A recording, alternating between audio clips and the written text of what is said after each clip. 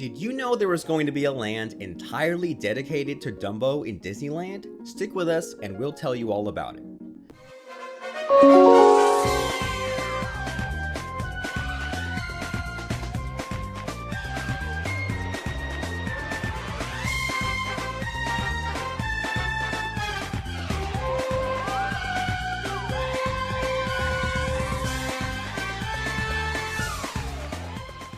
Hey everyone, I'm Parker, your dog host. Let's start by talking a little bit about this video's star, Dumbo.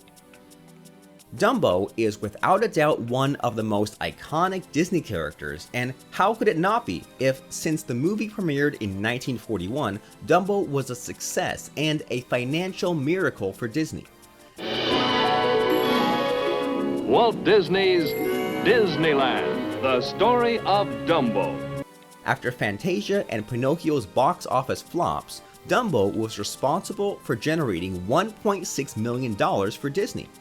Not only that, but Dumbo was Disney's most successful movie in the 1940s. It even won the Academy Award for Best Original Music in 1941, and also won Best Animation Design at the 1947 Cannes Film Festival. So, of course, a special ride dedicated to Dumbo in Disneyland was a must, and in 1955, Dumbo the Flying Elephant was opened. The ride was not able to debut in time for the grand opening because, sadly, the flying elephants were delivered just 3 weeks before the opening and they were too heavy. This caused the ride to have a mechanical failure, and this needed to be fixed, so it was not up and running until August 16, 1955. Since then, this ride has been through a lot of renovations and changes. For example, in the beginning, the elephants on the ride were going to be pink, representing the alcohol-induced pink elephants on parade. In fact, the title of the attraction was going to be 10 Pink Elephants on Parade. But Walt thought it was not a great idea for guests to be riding vehicles themed to a hallucination, and so he asked for the elephants to be painted gray instead to represent Dumbo. So we ended up with 10 flying Dumbos, instead of 10, drunk elephants. Dumbo the Flying Elephant wasn't always located where it is now. When it first opened, it was located on the west side of Fantasyland, but in May 1983, when Fantasyland was renovated, it was moved to where Skull Rock and Captain's Hook ship used to be. It kept its 10 elephants, but the mechanism now looked more like the one we have today. And then the biggest change came in 1990, after Dumbo was involved in 2 mild accidents. The first was on March 29, 1989, when one of the elephants was partially separated from a support arm, and a year later on April 1, 1990, when one of the support arms collapsed. Thankfully, the guests involved in these 2 accidents were not badly hurt, but Dumbo was grounded.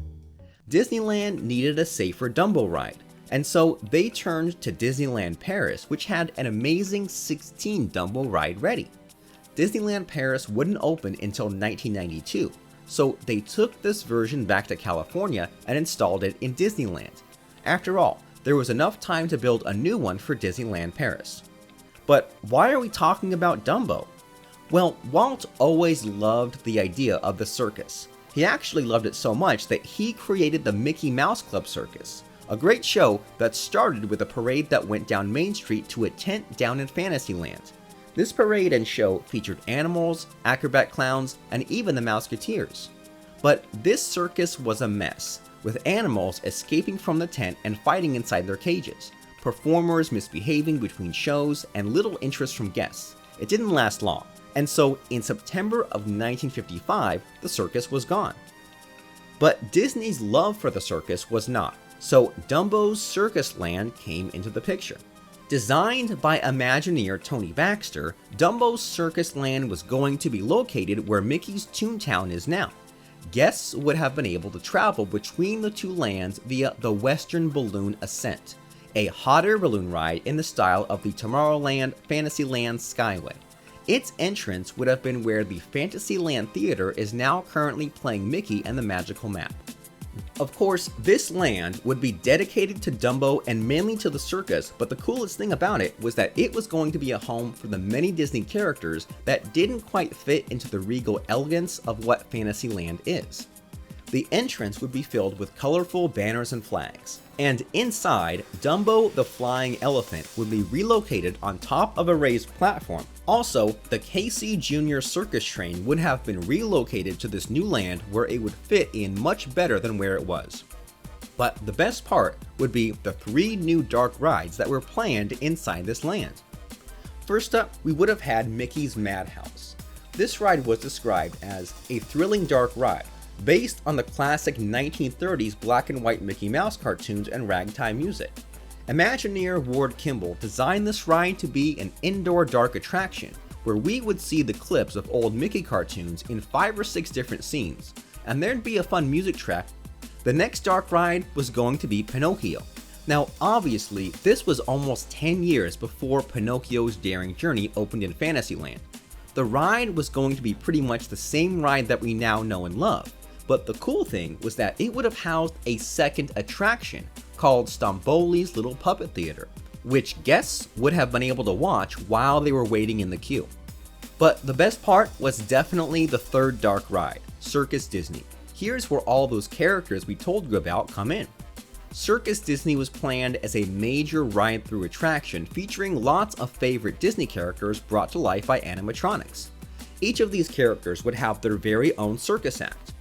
The first part of the ride would be the Wild Animal Menagerie, where characters like King Louie and Shere Khan would be.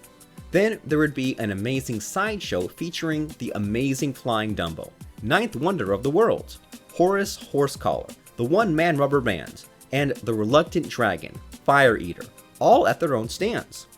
Finally, we would pass through Clown Alley and then into the Big Top, where there would be an on-stage show as part of a 3-ring show featuring some Daredevil acts like the Flying Goofies. Let's take a moment to imagine how amazing this ride sounds, and looking at this amazing concept art we found, we can see just how ambitious this ride was going to be. Just look at this Disney Bears Pyramid featuring Little John, Brer Bear, Baloo, Winnie Pooh, Lulubelle, and Bongo. Sadly, as much as Imagineers tried to convince Disney executives that Dumbo's Circus Land was a necessary and wise investment, they never could, and so Dumbo's Circus Land was gone. But in 2012, Storybrooke Circus opened in Walt Disney World, featuring lots of circus-themed attractions like the Barnstormer featuring the Great Goofini, Pete's Silly Sideshow, KC Jr.'s Splash and Soak Station, and of course, Dumbo the Flying Elephant. This area isn't as big as what Imagineers had planned for Dumbo Circus Land, but it is nice that we get to have a circus-themed area after all, just as Walt wanted. So tell us what you think about Dumbo Circus Land in the comments, and please don't forget to subscribe, like, and share our video. See you next week.